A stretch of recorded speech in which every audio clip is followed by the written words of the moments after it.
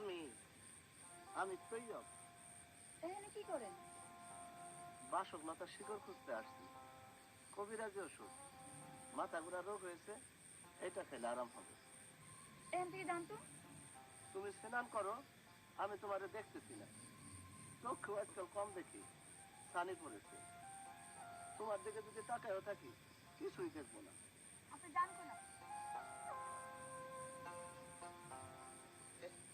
এই যে পাইছি, যাই, কাজ শেষ।